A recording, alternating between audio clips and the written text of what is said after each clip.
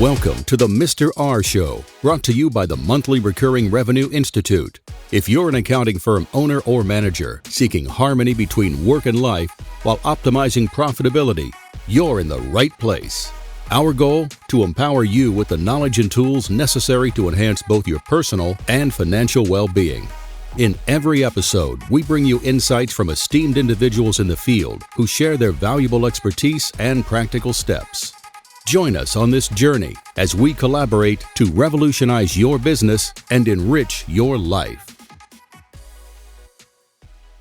Welcome back to the Mr. R Show, brought to you, presented, edited, and promoted in my promoter radio voice by the Monthly Recurring Revenue Institute. So, why are you on this episode? Right? Why are you listening to this right now? Likely I'll take a guess and say that you're a tax professional. So, if that is the case, excellent. You don't want to miss this one. So we're actually going to sit down in this recording here with Chase Birky. I'm not going to tell you a whole lot about him. You're about to hear a ton of fantastic information, not only based off of motivation, a little bit of risk-taking, but he's a young guy. This guy's done it. This guy has literally gone into this industry, into this field, as he'll get into kind of on accident a little bit.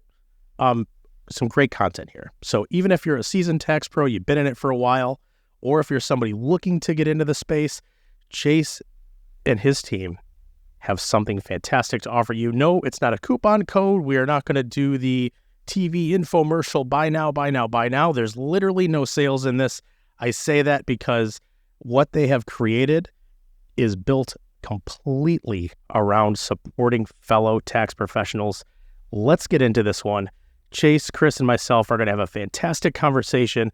We are going to talk about how you scale a successful tax practice. So hopefully that piqued your interest just enough. Stop wasting time. Let's get into it.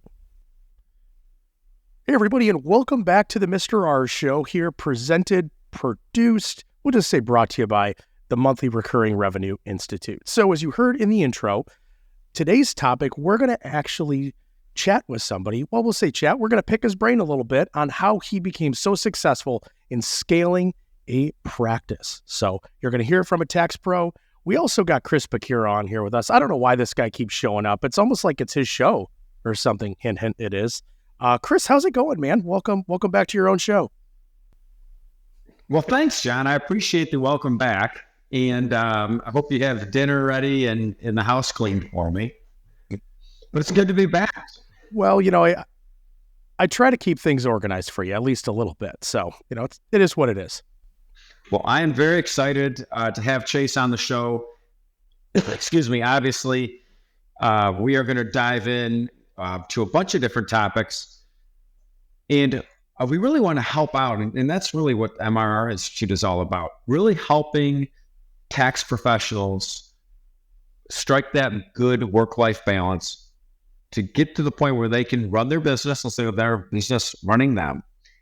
And really that involves scaling your business properly. You know, I think most accountants out there, tax pros, have scaled their business or have grown their business. But I want to talk about the difference between growing and scaling, because I can tell you the first 10 years of my practice, as people that have listened to this podcast a bit know, I didn't do things in the most efficient way. And I grew a business and didn't scale it. I grew it based on me running the business and not processes.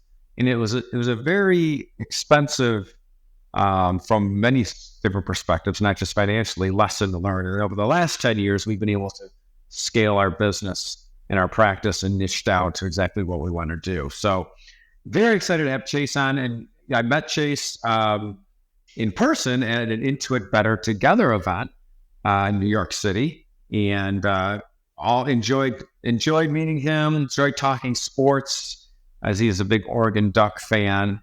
And there's a lot to like about that organization. And the Mariners also. But also it gives me hope as someone that's, you know, you and Chase are about the same age. I'm about 10 years older than you guys. But gives me hope that there's a lot of thought leaders in the tax and CPA world. So, Chase, thanks so much for joining us. We are truly honored to have you here today. Appreciate you having me here, Chris. I gotta say that note you're talking about in terms of growing versus scaling, I could not agree with more. Chris, that's actually a great segue and a comparison between the two, right? Because a lot of people, I will say individuals in the world, especially in the startup world, right? One of the first things they hear, hey, how are you going to grow your business? Let me help you grow your business. Very rarely do you hear, at least in most conversations I'm a part of, do people say, hey, I'm so-and-so. I'd love to help you scale your business. So Chase, actually starting on that point, first give us a little bit of background on yourself, obviously, and then maybe kick off the conversation on how in the world did you actually get into this? It's not like you just, found an article one day probably and said, hey, you know what, I think I'm going to become a CPA and have a very successful practice with that. Kind of walk us through your journey. Yeah, definitely. So the reason I'm an Oregon Ducks fan is because I grew up in Oregon, Salem specifically, which is not the same Salem as the witch trials, if you were curious. That happened a few years before Lewis and Clark made it out to Oregon.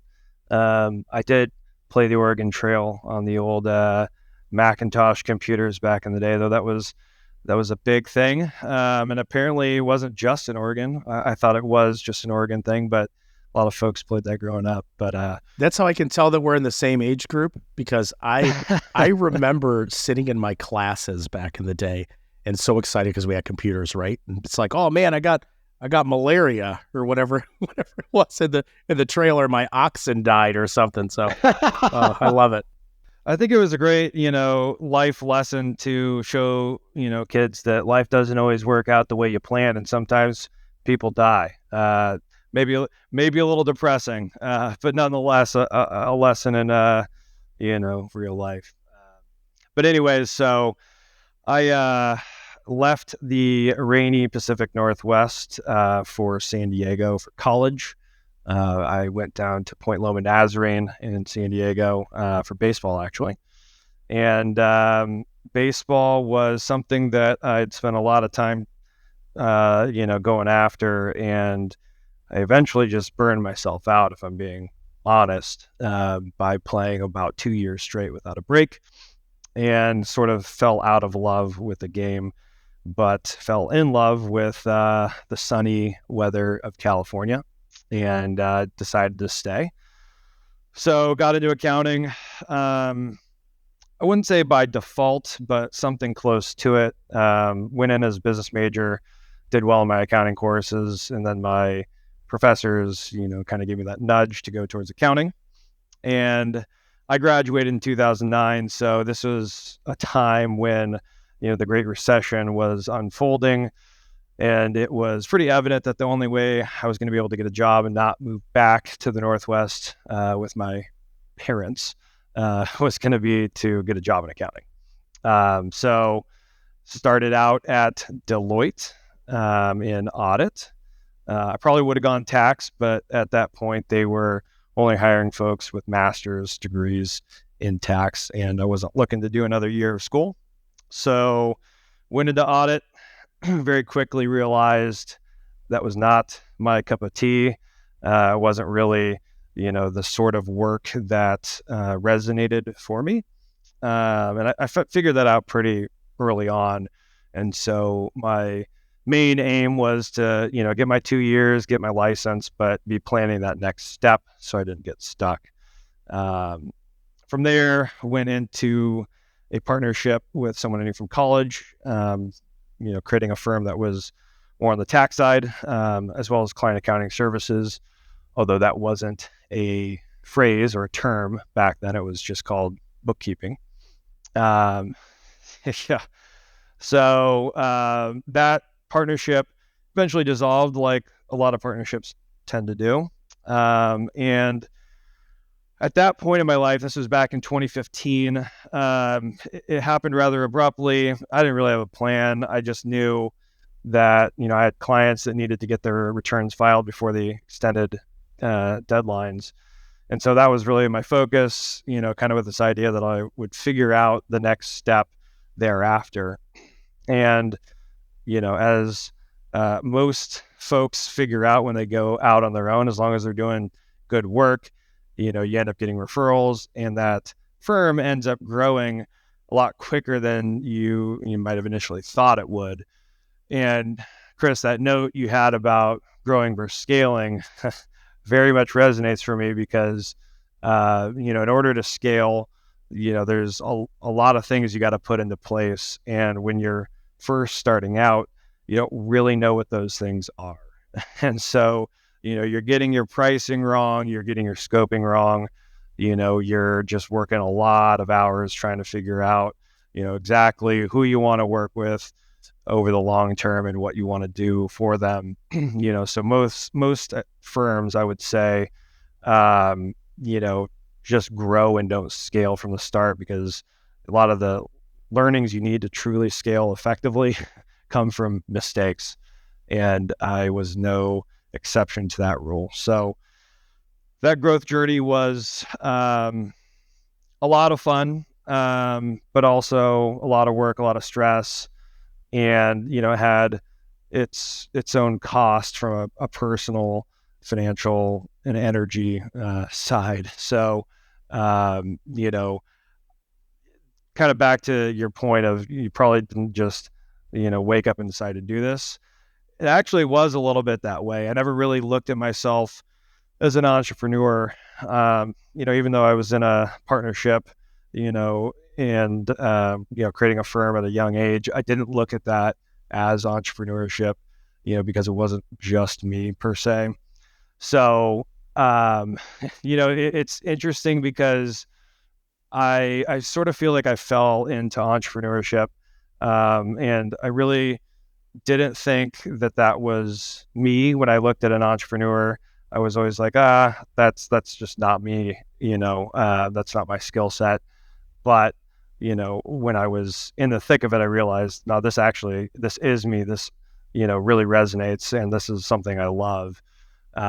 So fast forward to 2019, and, we had grown, not scaled, decently to that point.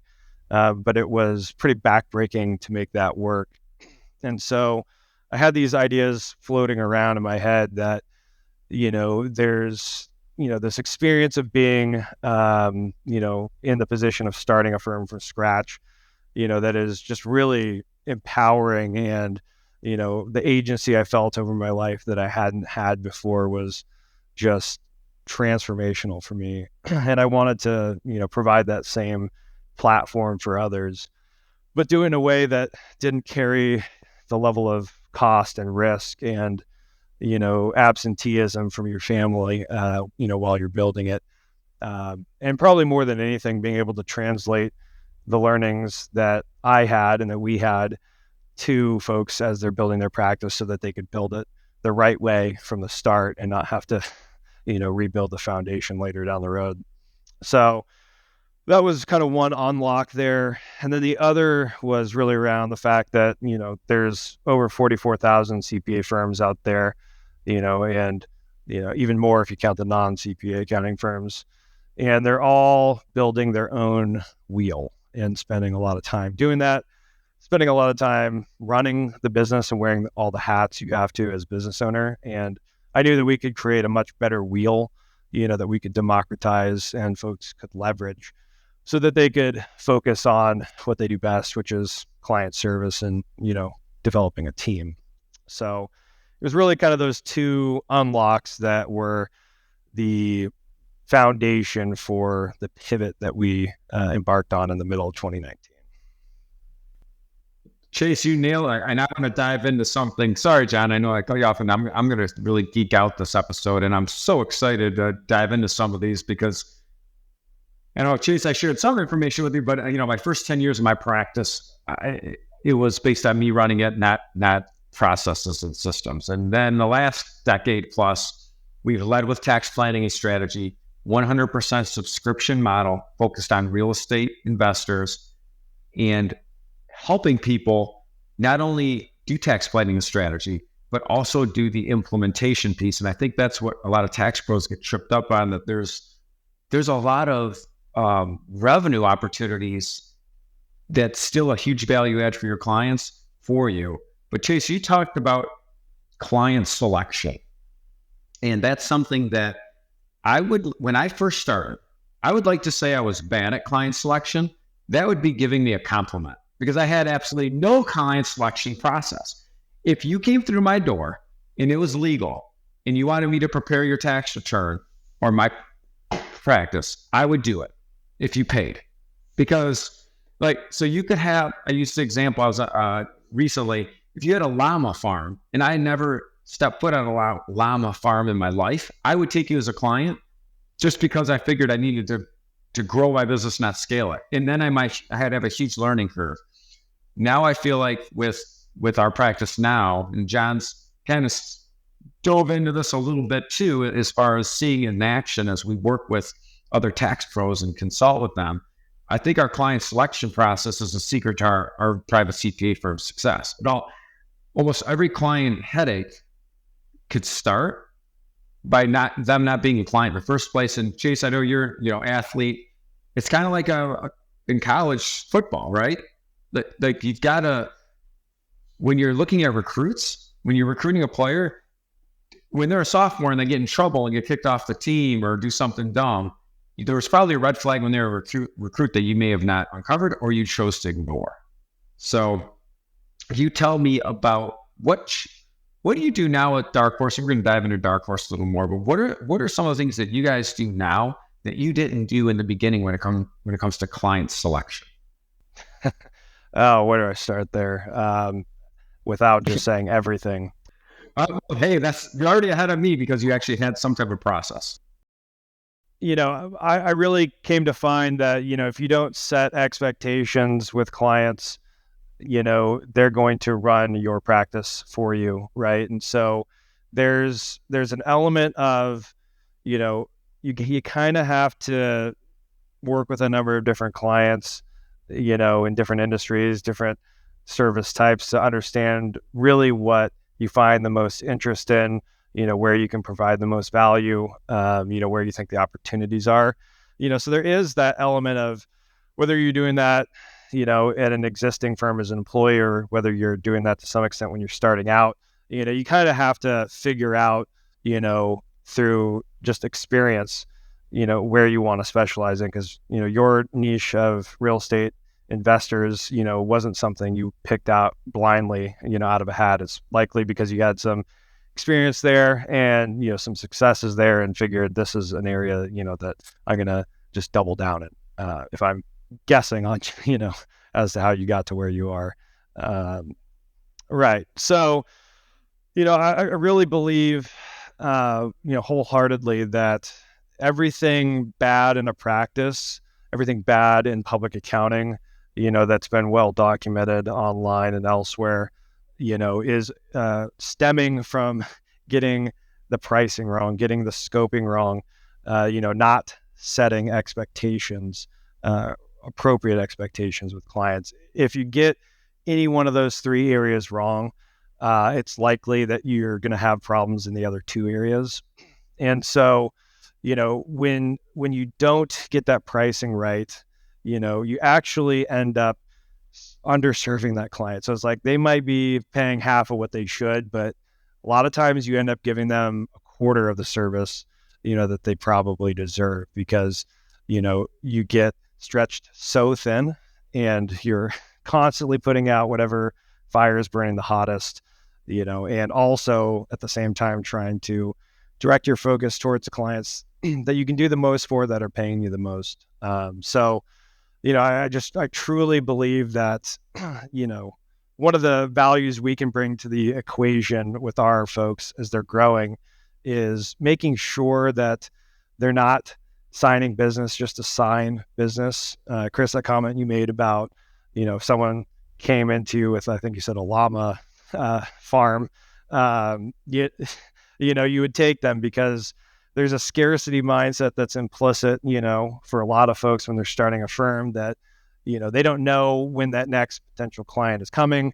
They know that their bills are going to recur either way, and so there's this fear that if they don't sign this client that, they might be in a pickle, in the future because the revenue just isn't there. And, that's I think a legitimate concern for a lot of folks. When you don't have a nucleus of clients that are well aligned with you, that would make referrals, that would help grow your business, and you don't have a sales funnel online or elsewhere, it is truly, okay, when is this next prospect going to come my way, right? So I think a lot of folks, might make the concession that, yeah, this isn't the right client or the right price or the right scope, but it's better than nothing. And that ends up being a very slippery slope because that sets a bit of a subconscious precedent. And then the next client that comes along, you make the same concession, right?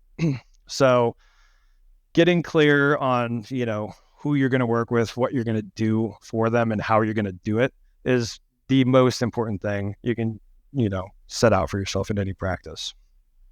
And you touched on something we call scope creep, and we're going to touch on that in a little bit.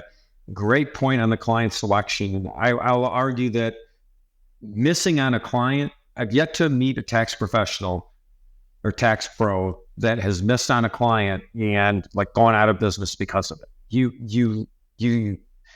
You make mistakes when you take on someone that you, in your heart, you shouldn't. And it's not fair to the client either. Like you said, even if someone's underpaying, then you're gonna allocate less resources to that person. One of the pro tips we talk about is that you only have one chance to show your value to a client, and that's in the beginning of the relationship. That's just reality. It's hard to, increase prices necessarily, but that first time when you can show value, that's when you're taking your chance at.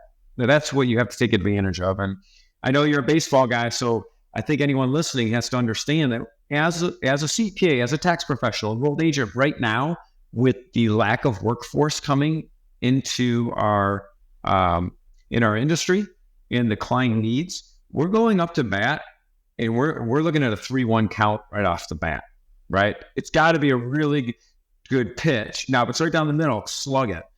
But it's okay to take it, walk, and get on first base. That's my mentality. I'm at a 3-1 count right now, just going into meeting with any prospective client.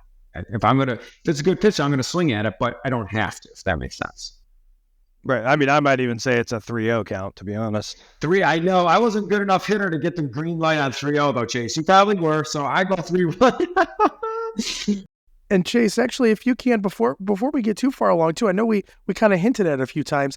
If you can, give us a little bit of a background on Dark Horse and what you guys actually do, because our audience is really split up, I'd say, between two sides of the fence. We have some individuals looking to get into the industry or are newer in the industry, but then also I'd probably say the majority are, in a sense, seasoned tax pros that are always looking to scale. Or as Chris, as you had mentioned earlier on as well, your story specifically, you kind of, I wouldn't say you want to get out of it, but you really want to craft your business to scale without you being, such a key component for its success. So Chase, if you wouldn't mind, give us a little background and, kind of an elevator pitch, if you will.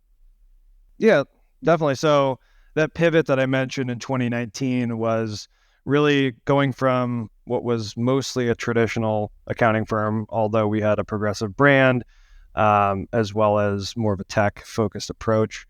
We went from that traditional CPA firm to what we call a platform CPA firm. And if you haven't heard of that term, it's because we invented it. So it's its own category. Essentially, what we're doing is creating all the infrastructure and resources and tools and administration that you need to build a practice from scratch or scale an existing one. As I mentioned before, a lot of folks struggle, at certain points with their firm, because they're wearing all these hats. They're spending time doing some version of HR, some payroll administration, maybe some peer review sort of thing, their own bookkeeping. There's just a lot that it takes just to keep the business running on a day-to-day basis. And then there's technology. There's when you talk about the tech stack, that you need to have to be relevant and efficient and effective, and to retain talent, because they don't want to be working with archaic technology themselves as they're trying to advance their career. There's just a lot that is, required of someone running a firm, and it's more than one person, can do, right? So it's then kind of this question of, okay, am I going to pay for this in terms of paying an outsider? Am I going to bring someone in-house to help through this? Am I competent to lead and direct those people in meaningful ways, and continue to evolve, this technology, these systems and processes, and keep up with the marketplace, serve clients well, just keep all of these balls in the air. It's a lot. And we've found that there's a lot of firms that have a moderate level of success, but it's usually running the owners, pretty ragged to make it happen. And so, those firm owners recognize they need to take some things off their plate.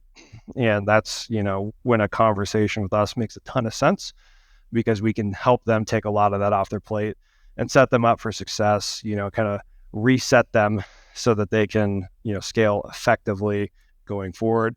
Or if they don't necessarily want to scale, but, they just want to be in a bit better lifestyle standpoint than where they currently are, that's certainly something we help them with as well.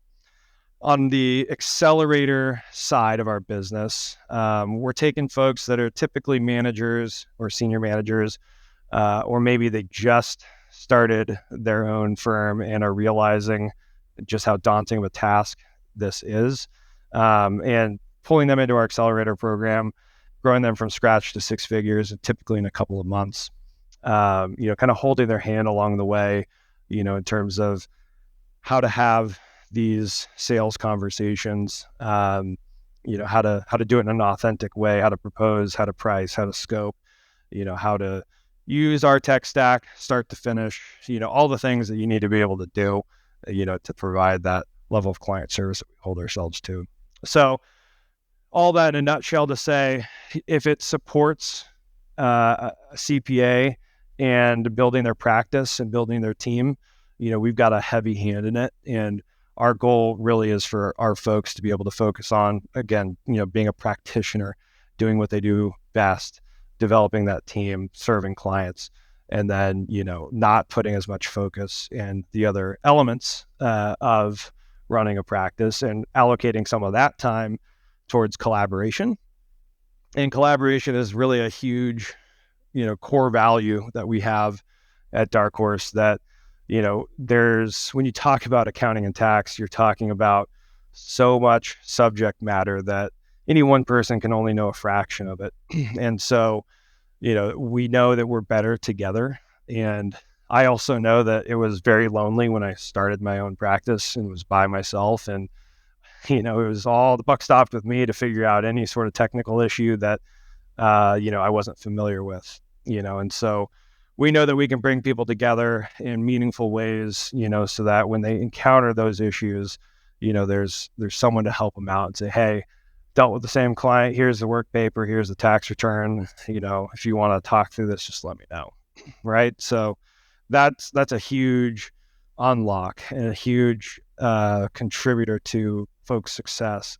And something, there are communities out there that do that to some extent, but when it's all under one roof, we're all on the same team, and the expectation is set that, you're here to contribute first and consume second.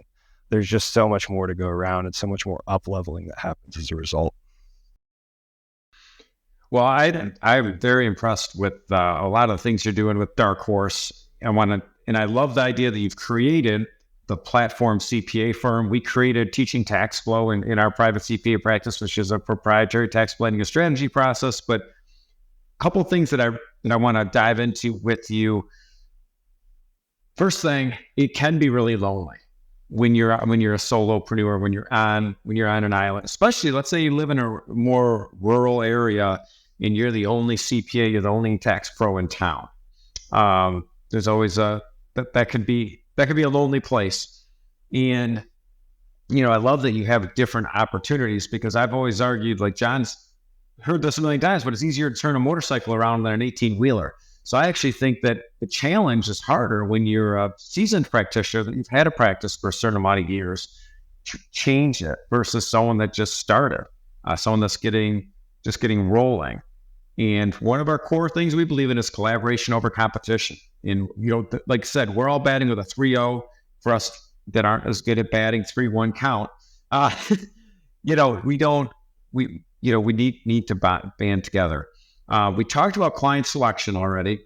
And one of the things that I like and I would like you to just touch on a little bit with it, that I'm very impressed with Dark Horse. And I think a lot of accountants miss on this. Price transparency, where you do give some type of estimate, a rough estimate, based on services selected. If someone goes to your website before they submit an inquiry, just kind of giving them an idea. And not only a lot of times clients or prospective clients don't know what they need, so you have a nice way to explain those different types of services. And also, you have done a good job, very tastefully, by the way, gatekeeping the discovery meeting process. We call it discovery meeting, but I think it's initial consultation, where if someone's not the book consultation, when someone's not a good fit, you just say, hey, you're just not a good fit. And we're kind of trained to always say yes, but we have to learn to say no to be able to say yes. So can you tell us a little bit about that gatekeeping process? Maybe one or two tips you could give to someone that's trying to scale their business or bring in some best practices that Dark Horse has used? Yeah. And first, just as an aside on that comment about, you got to be able to say no to say yes. A very powerful book, in my life has been Essentialism, which really is that concept of, knowing what your best yes is, so you can say no to the things that are not that, so you have the ability to say yes to those things. And it's easier said than done, right? Because there's this gray area, between good and great, and even okay, good and great, that is not always easy to know unless you truly know yourself and, where your time is best spent. But going back to your question about, that level of transparency, that's a huge part of how we operate, is internally and externally, we're as transparent as we can be while protecting, the privacy of those who might be impacted. But, when it comes to pricing, when it comes to some of these questions about how we work and, who we work with, and are you going to fit that mold, that's really just about, the idea of nobody wants to waste their time, right? We don't want to waste our time with an unqualified prospect, and they don't want to waste our time or waste their time, interviewing us when it's just not a fit. So I think the more that you can put out there, that disqualifies the folks that are definitely, unqualified, or, maybe somewhere on the fringe even, is super powerful, because it means when people get through that funnel, and send their inquiry, that there's a high probability that this is a qualified prospect. Whether or not it's someone you want to work with, is always a different question. But I think our industry in general, for a lot of years, shunned, this idea of getting clients from a website. And you see that in the websites that are out there for accounting firms, that are either a glorified business card, or just a bunch of, stuff that doesn't tell a cohesive narrative. And it's more just about, puffing their chest a lot of times. But for us, it really is about, making sure that, the prospects that we put in front of our accelerators and our principals are the highest quality possible, and that they come in at least with a realistic set of expectations, knowing generally, what the ballpark range is for the services they're looking for, how we work with clients. We don't work in a paper-based in-person environment. Some firms do that. We just want to be clear that that's not us, and there's a reason why. But again, we don't need to waste anyone's time here.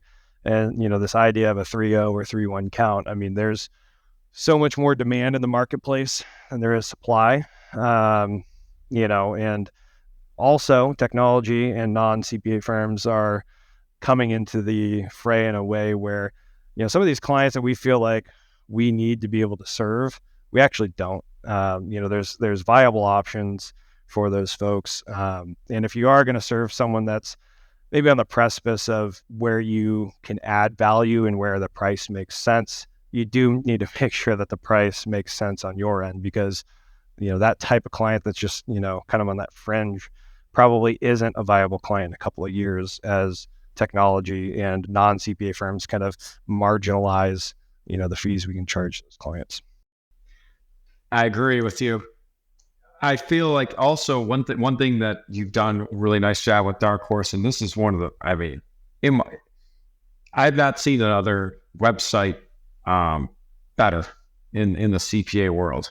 So one thing I really like, and I'm going to talk about is, and we teach that one of the pillars of value pricing or even subscription model pricing is that you can, even if you do subscription model pricing like we do, we have a lot of other revenue opportunities beyond the subscription amount. I think accountants get afraid, like, well, if I only have 100 subscriptions at X amount, at $5,000 per subscription, then my revenue at most could be $500,000. Where I'm going with this is you've got to done a nice job bringing in a private wealth management division, and also what we call with Mr. R show, specialty tax services, which would be, ERTC, cost segregations, 1031 exchanges, and those sort of things. Can you tell us about how those came about and what role they play in your practice? And then before we're done, we're obviously going to talk about tax pros that are kind of at a crossroads with those sort of things. But can you tell us about the private wealth management component and then some of the specialty tax services that you guys are engaging in? And you might use strategic partners like we do in our practice for a lot of this, but because a lot of listeners don't understand how that works. Yeah, definitely. So on the private wealth front, we aren't creating the blueprint on that. That's something that, other CPA firms do, right? But we felt like we were uniquely positioned to do it better because of our business model, because of how it really ties in the CFP and the CPA, into a meaningful collaborative relationship. There's some revenue sharing that happens between those two professionals, to number one, provide an incentive to make the referral, but then number two, to make sure that we're delivering on our promise. And we don't try to claim, that we can beat the market. SEC wouldn't allow us to do that anyways, but that's not something we would imply, right? Because the market always catches up unless you're a savant, that is maybe one of 10 people in the world. But what we know we can do is be transparent and very competitive from a pricing standpoint, as well as, be as tax efficient as possible. So your fees, your taxes, that's, if you can get a handle on those, that's how you're going to create better long-term returns over time, as opposed to trying to get cute and beat the market. So private wealth was something we knew that we wanted to do for a long time. It was more just a matter of finding the right person to lead, that business, because I'm not a huge fan of trying to, stretch thin and, get that credential and try and launch that myself or, with any of our existing folks who have a hand in the CPA world. So it was really just a matter of finding the right person, that saw the vision of what we're trying to build. And we found that person in Matt Poole, who joined us last August. So we soft launched that offering earlier this year and had it public facing on our website as of a couple of months ago. And we're already approaching a point where that revenue is going to represent almost 10% of our total firm revenue. So it's been really cool to see that get off the ground. It's been a huge value add for clients because, they can now have a one-stop shop that's not, someone who's wearing both the CPA and CFP hat, but it's, separate professionals that are, incentivized to work together in meaningful ways. When it comes to the specialty tax services, most of that is strategic partnerships, as you alluded to. And eventually that'll probably come in-house as we grow and we have, the clientele to support a consistent lead flow for that. But as it is right now, we've identified some just really great partners in all those areas that we trust implicitly and that are a great representation of us to our clients. And we just got to make sure that we put these opportunities in front of our clients because, your average general practitioner is not going to know how to do cost segregation because it's very specialized. It's a blend of engineering and accounting, right? But the dangerous part is a lot of those practitioners aren't always aware when they're looking at something that is a great candidate for cost seg, for example, and so a big part of what we're doing with our folks is getting those strategic partners in front of our people and creating internal processes to make sure that those opportunities are identified, and how those leads are passed along to our strategic partners and, what it looks like, to have, kind of that joint venture with the client. So those strategic partnerships end up being, really game changing, for us and for our clients, because it allows us to be more than just the sum of our internal parts. And I think that, I know John's got a couple questions, but I think that, so I've been a licensed financial advisor for 18 years and just means I'm good at passing tests. But then I've worked with a strategic partner all that time. The point is, I think as tax professionals, we have to understand that the tax pro CPA financial advisor relationship is essential. That client is building a team, and these are two very important people on that team. The other thing to consider is, Chase, you nailed it. When you want to talk about hitting with a 3-0 count, when you go to most of these big box financial advisors, what do they say?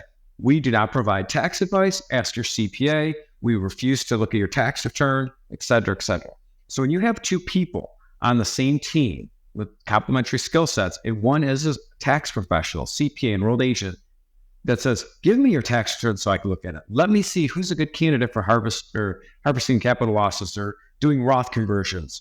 And then it comes to the actual implementation of these strategies that could be monetized. That's a very powerful position to be in.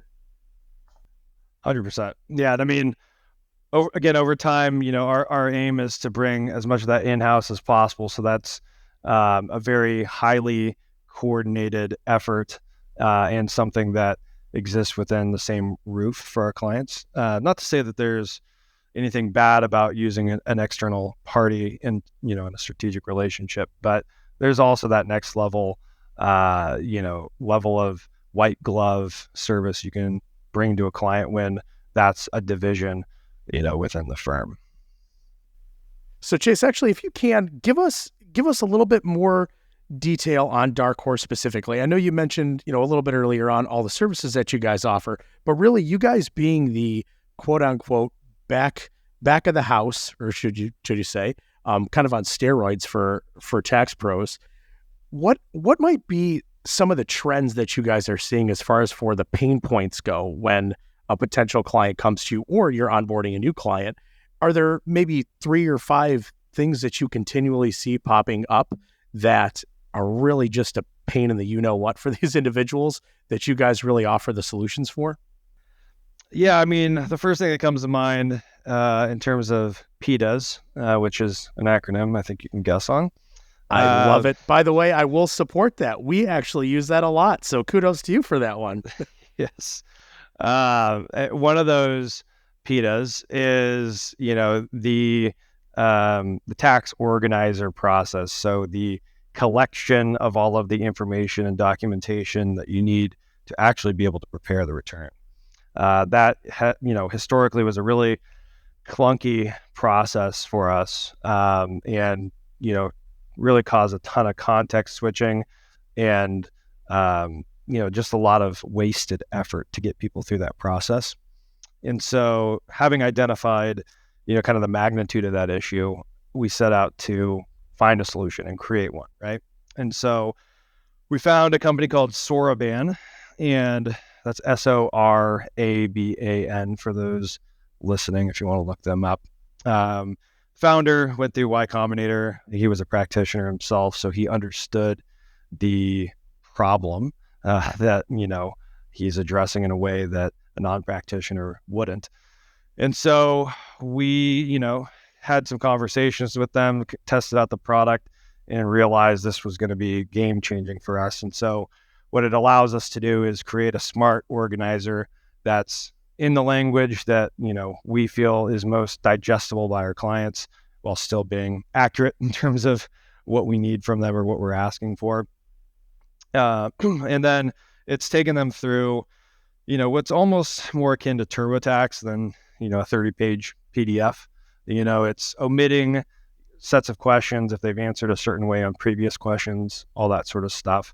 But then also, and I think this might be one of the most impactful elements of it, is if they're filling this out in March and they don't have some K1s, let's say that they're not going to get one K1 until May, and they're not going to get the other one until August. The system is set up such that it will follow up with them on those dates and will continue to do so until that K1 is provided into the system. And then we've got full visibility and transparency into that on our end. And then we know once we have everything and it's a go that, we can start tax preparation and actually get it to completion without getting it 75% of the way, then putting it down for some number of weeks and then trying to, re-educate ourselves on where we left things off, and, all the time and energy that gets wasted when you, pick things up and put them down constantly. The data collection process is very challenging, and that's one thing that we really focus on. Actually, we score potential clients based on ease to obtain information. And one of the things we talk about is any prospective client really starts jumping through I shouldn't say jumping through, but using the technology we use to set up a discovery meeting, and now they're already familiar with it. And I like that how you guys do that. I have a question for as far as with Dark Horse. I know you're working with other practitioners. They could be people looking to maybe sunset out of the business, people looking to get assistance with what in our practice, we call the kitchen. So that's the back end. That's the stuff that no one sees, but that's really the challenging part of things. Or it could be someone just starting their practice. Can you tell us how CPAs or tax professionals and enrolled agents partner with Dark Horse, or what type of tax professionals are you looking to work with right in the next couple of years? Yeah, absolutely. So we're not a franchise, which is why we use the word platform. You could think of us more as a franchise on steroids and then some.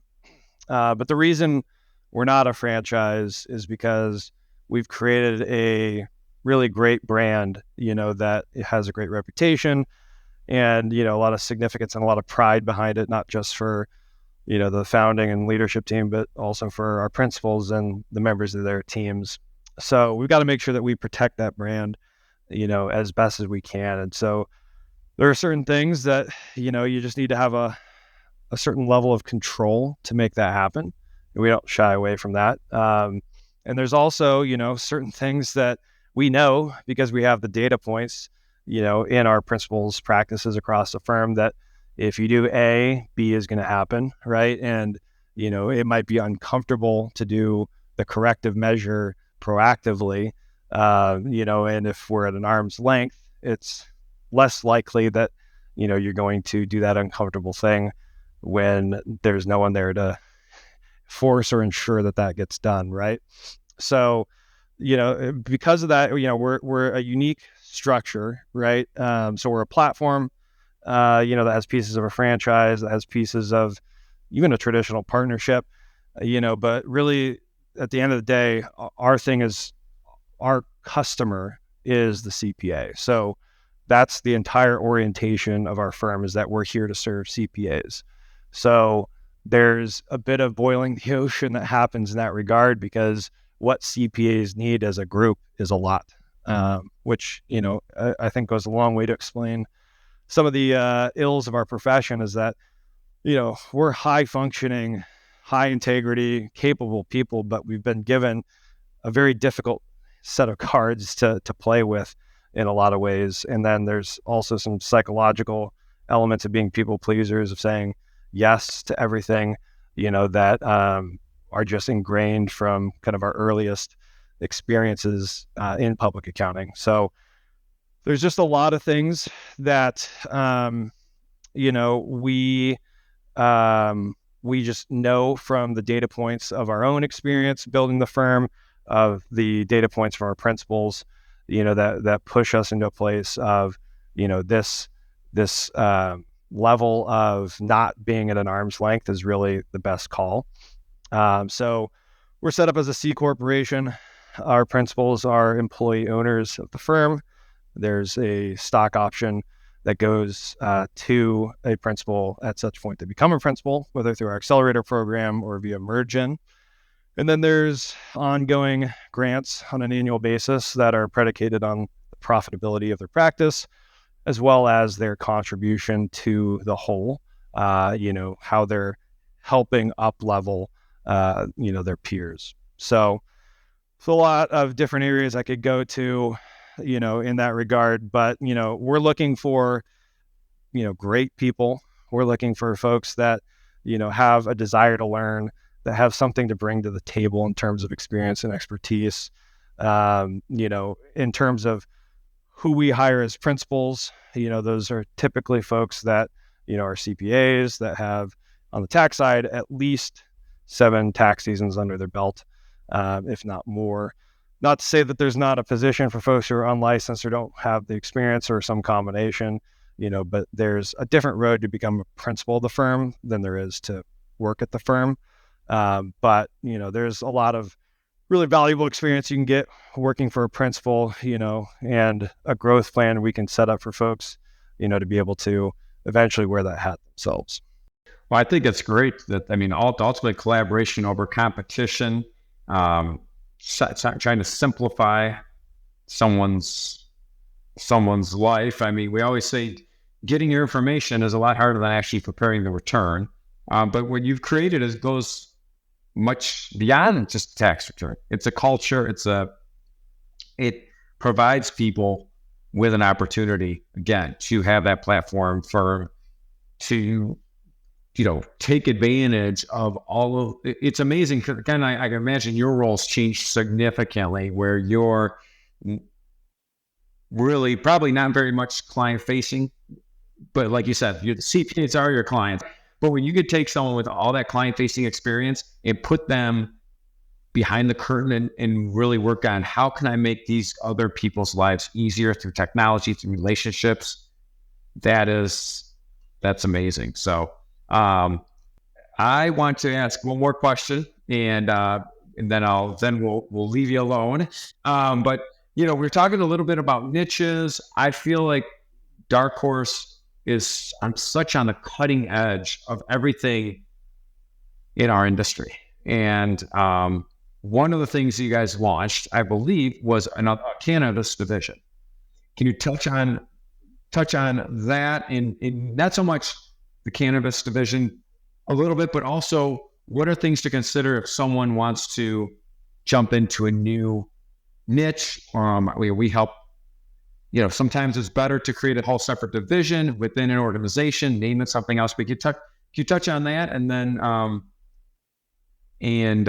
then I'll let John ask his final question. Yeah. So, the context that we operate in is obviously different than, those of our listeners here. But what I will say is that the Dark Horse brand, is transferable, meaning it in and of itself doesn't mean, that we're in the cannabis space, right? But we created a brand that shows that we're invested in the cannabis space in a way that's more than just, a web page. We created a brand with a marijuana leaf behind it. We've created specific gear for it where dark is crossed out and dank is written above it, a little bit tongue in cheek, obviously there. But what it really goes to show is that, we're approachable, we're human, and we also have a substantial investment in that space as represented by a brand, a domain name, a set of specific assets, around that cannabis brand. And that's really resonated for clients, because they know that we're not just dipping our toe in this space, that we've got a long-term investment, or else we wouldn't have gone to the length of establishing that level of marketing collateral. So for the standpoint of how we're supporting our principals, it's really, that came about through conversation with the very first person that we hired into our accelerator program back in 2019. He really wanted to get into that space because he found that it was underserved. There's a lot of value that can be provided, and also the ability to, pay those fees, because these are cash-rich businesses for obvious reasons. And so, our aim with him was to say, okay, well, let's how can we support you? And that started with him going to conferences and trade shows, renting booths, just getting the brand, the name out, and specifically himself out, to start building these relationships. And over the course of a little over a year, that materialized into clients, into this, brand that we created in collaboration with him. And, we're here to do that really in any niche, that folks at our firm want to build out. When it comes to selecting that niche, because that was really part of your question, I think you really got to look at a couple things. You got to look at, how big is this market? How vulnerable are they to macroeconomic changes or changes in regulation? Because and cannabis, to be honest, there's a risk there, right? If it's totally legalized, federally in all the states, there's an element of, okay, more players are going to get into the game, and that's going to drive away some of the pricing power and some of the demand as a result. But on the same hand, we're still in a position where we know that there's always, for the foreseeable future anyways, going to be more demand than there is supply for CPA services.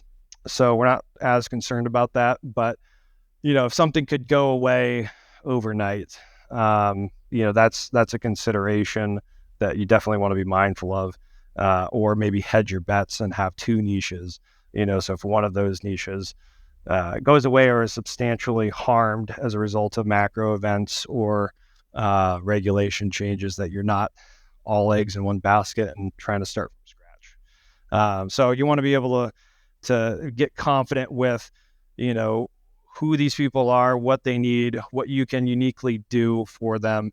I think one of the great things about niching is that it takes what's otherwise a blank canvas and makes it more of a coloring book, because you know what your ICP is, who you're dealing with, what you're doing for them, when you're doing it, how you're doing it, and you can train your staff accordingly. And it's not just a DIY adventure for every new client that has some unique, industry, regulations they have to comply with, and things we've got to learn on the fly.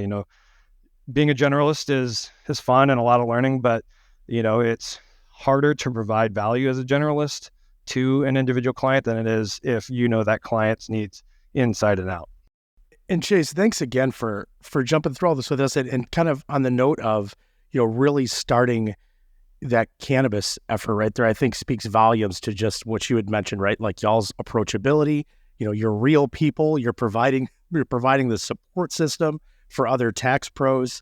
I'm really impressed, man. And coming, having a background in marketing for as long as I have, I love seeing individuals in specific industries that just don't conform to the norm, right? And as we wrap up here, I think it would be very well suited that we add in a couple more acronyms, right? Because we obviously threw out PETA earlier, which I absolutely love, but then almost taking, everything you mentioned here, going from a DIY to a GSD. So if you don't know what GSD means, there's another one related to PETA.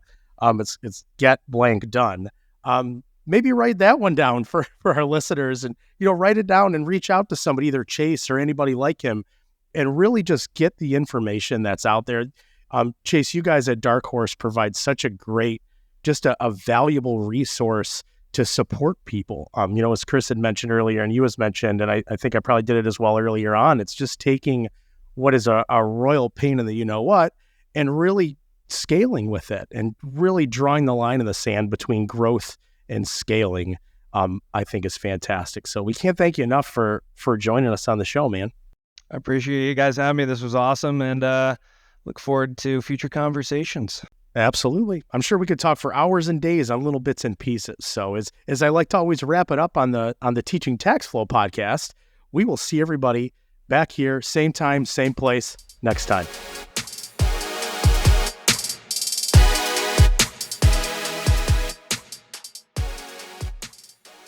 Hey everyone, thanks for hanging out with us here on the Mr. R Show.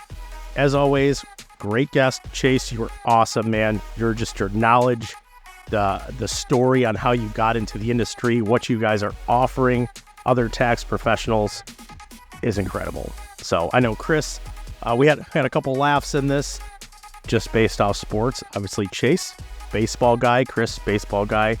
I'm over here sitting in the corner as a hockey guy. It didn't really say a whole lot there. I didn't want to pigeonhole myself. But this conversation was awesome. Thank you, gentlemen, so much. Thank you, everybody, for chiming in on this one, sending us questions. Prior to this, we had a couple of them come through.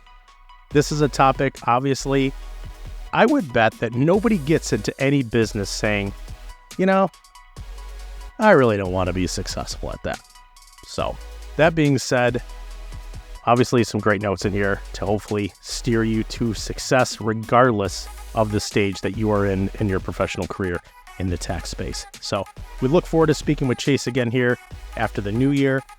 Chris, myself, and Chase, I think we have some great ideas we were going to throw out and discuss about some other content we can get out there to tax pros. We look forward to that as always. And as I always mention on every show, any question, feel free to contact us. We are here to help. That is our sole purpose for existing on the web or wherever you're listening to this podcast. We are here for you, to support you, to help you grow, as is Chase and his team. So send us any questions you may have, ideas, thoughts, comments. We love them regardless. And don't forget, get on Facebook, join that Tax Pro 2.0 private Facebook group. There's your personal invite. I also made it really easy on you. It's okay. You can cheat on this test. Click the link below in the show notes. Take you directly there. So as always, thank you for joining us here on the Mr. R Show. We will see you again very soon.